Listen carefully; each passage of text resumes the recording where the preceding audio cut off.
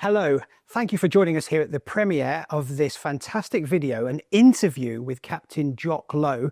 He was the BA's chief Concorde pilot for many years. He's got some fantastic stories and memories to share with us about what it was like to fly the Concorde, what it was like to go through Mark II, and many other things as well. And we're going to come on to Jock and ask him some of those questions. Actually, you've given us some questions as well to ask him.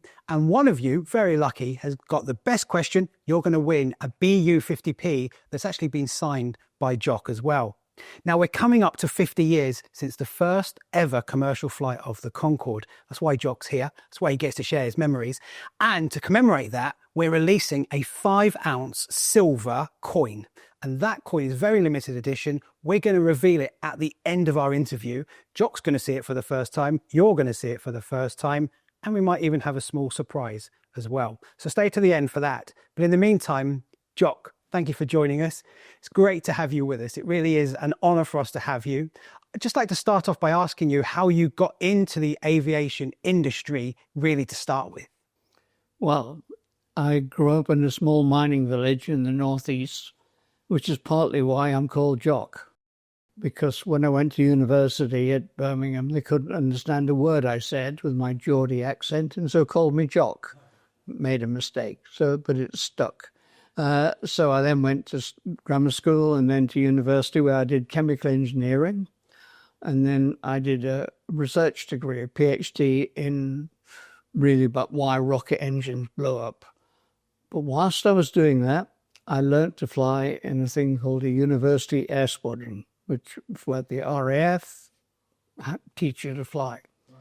And I realized at the end of that I was probably much better at being a pilot than I was an engineer.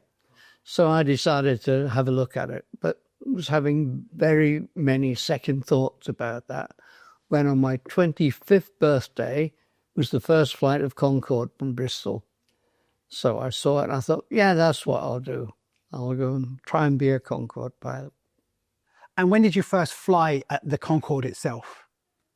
Well, my first flight was in 1975, which was with the test pilot, Jock Cochrane, a wonderful pilot from Fairford.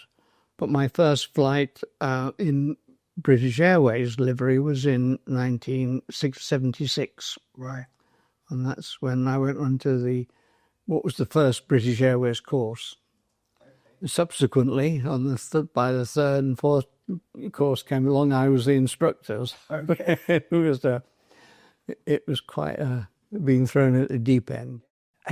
I'd love to know, what was it like the first time you flew a Concorde? What did you experience? Oh, the trouble with me answering the question about my first flight was that it all jumbles into one.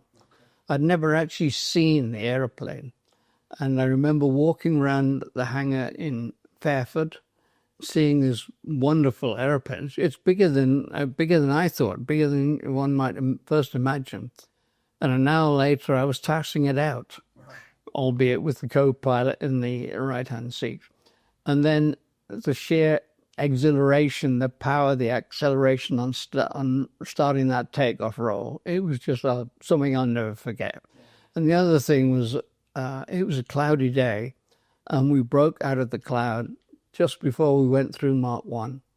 So there's a blue sky, and for the first time, I'm going supersonic. So it was a wonderful experience. And I mean, it's a blur, but little bits come back.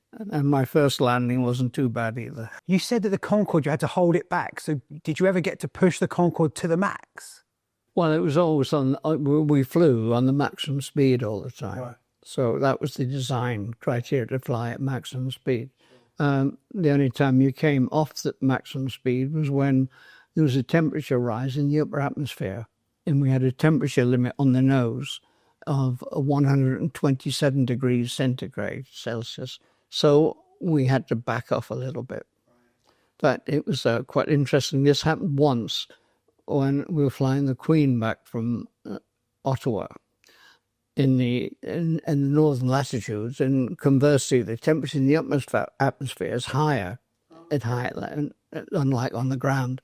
And so we had to slow down. So Her Majesty asked me why we'd slowed down. So I had to explain that we were actually flying just as fast as the Mach number that decreased. Oh, that's interesting. Was she satisfied with your answer? Or she was like, I explained the friction of the aeroplane. It heated it up. It actually is an adiabatic compression, but I didn't need to go into that. one of the things you mentioned was flying the Queen and her asking you about the speed dropping. But did you fly the royal family often? Did I fly the royal family? I flew most of them at some point or other, but no, they didn't fly it. They weren't frequent flyers, put it that way. I've got here a plaque from when we flew the Queen to America in 1991, which was on a visit. And I flew her to Ottawa and to Barbados. Always a challenge. Always we had to arrive on time, but equally it was a great honour for all of us, for all the crew. In fact, this uniform tradition, we couldn't stop it, was that you got issued a new uniform when you flew the Queen. So this is it. This is my royal jacket. Fantastic. I flew Prince Charles, then Prince Charles and Diana to Venice.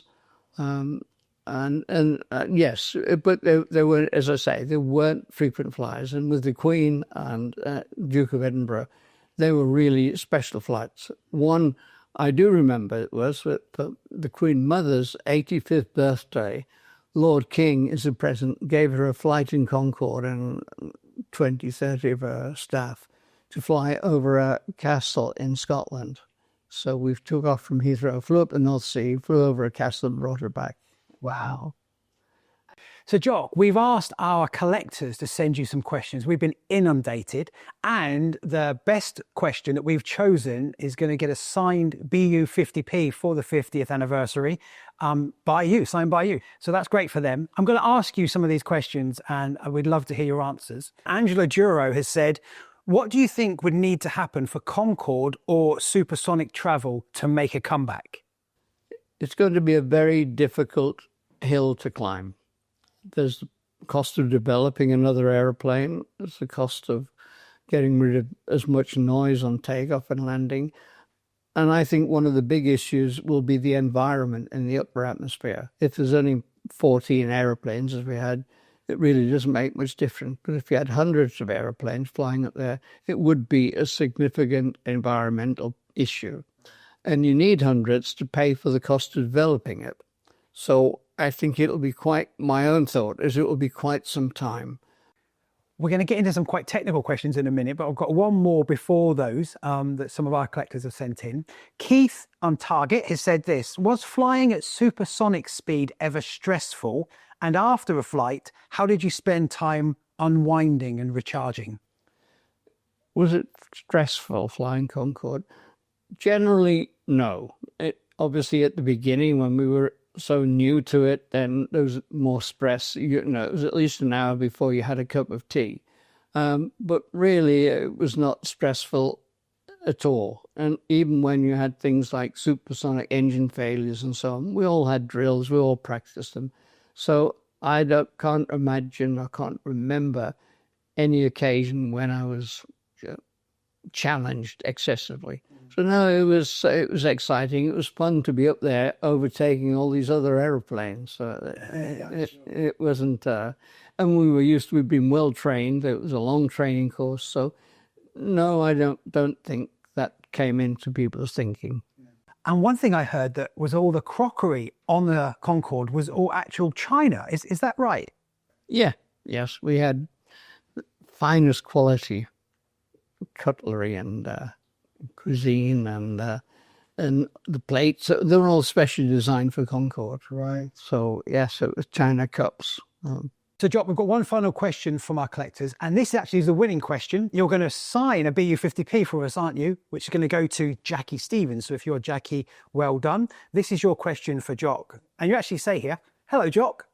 So many happy memories of my flying days as cabin crew, flying both subsonically and then Concorde with you in the pointed end. As you know, the record for the fastest flight between JFK and London Heathrow was 2 hours and 52 minutes. But with every crossing, that flight time was restricted on both takeoff and landing because of noise restrictions. But if one takes away those restrictions, what time do you think could be achieved? It's a good question, because we often used to debate about how we would do against the American Big Blackbird spy plane, which needed to be refueled and so on, and only ever did a running start from New York to the Channel. We could probably knock about 20 minutes off if we had totally unrestricted climb and descent. But that would mean booming the whole of the southeast of England. So that wouldn't be a terribly good idea. So yeah, we could probably get it down to 2 hours 45, 2 hours 40 would be the absolute minimum.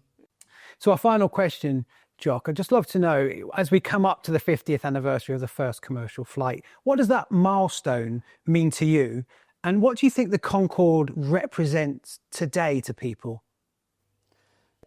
A milestone. I mean, I find it so hard to believe that 50 years ago, nearly 60 years since the first flight at all, and it still looks a fantastic, sleek, modern aeroplane.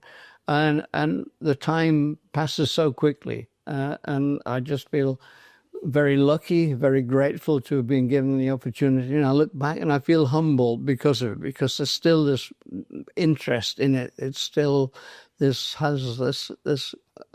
people have this awareness in their brain how wonderful it was. It represented, and still does, it's an aspiration. It's something that you really wanted to do, that you couldn't find any other way of doing. It had to be a Concorde ride.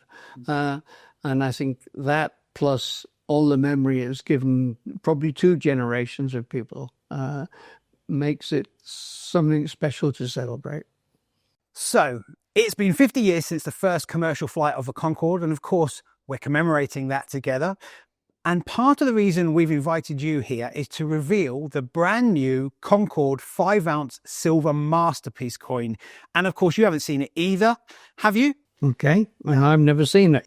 So if you'd like to do the honours, maybe you could reveal it for us and of course pick it up and then have a good look. Pull the cord? Yeah, move a couple of bits out of the way and then... Okay, you ready? Well, this is posh too. Wow. God, that is special. What's your first impression? That is special.